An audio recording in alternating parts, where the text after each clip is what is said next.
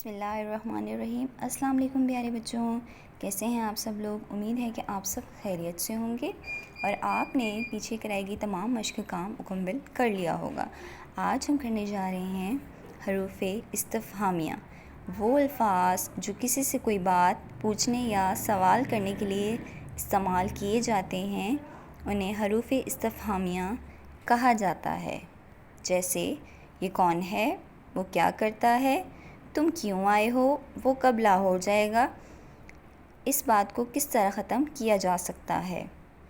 ان جملوں میں کون، کیا، کیوں، کب اور کس طرح حروف استفہامیہ ہیں۔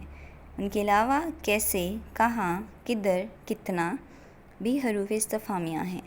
آپ ایسے 5 جملے لکھیے جن میں حروف استفہامیہ استعمال کیے گئے ہوں۔ پیارے بچوں، آپ کو سمجھ آیا کہ حروف استفہامیہ کیا ہوتے ہیں؟ جو ہم کسی بھی شخص سے سوالیہ بطور سوالیہ پوچھتے ہیں وہ حروف استفہامیہ ہیں۔ جیسے کہ تم کون ہو، تم کہاں رہتے ہو، تم کیسے ہو، تم کب جاؤ گے، تم کب آؤ گے۔ ٹھیک ہے، آپ نے اسی طرح 5 جملے اپنی کاپی میں لکھنے ہیں، خود سے بنانے ہیں ان حروف استفہامیہ کو استعمال کرتے ہوئے، اور اس کے ساتھ آپ نے املا کا تیسرا ہفتہ بھی یاد کرنا ہے۔ امید کرتی ہوں کہ آپ کو آج کی ویڈیو سمجھ آ گئی ہوگی۔ انشاءاللہ ہم دوبارہ ملیں گے ایک نئی ویڈیو کے ساتھ۔ اپنا بہت خیال رکھیے۔ اللہ حافظ۔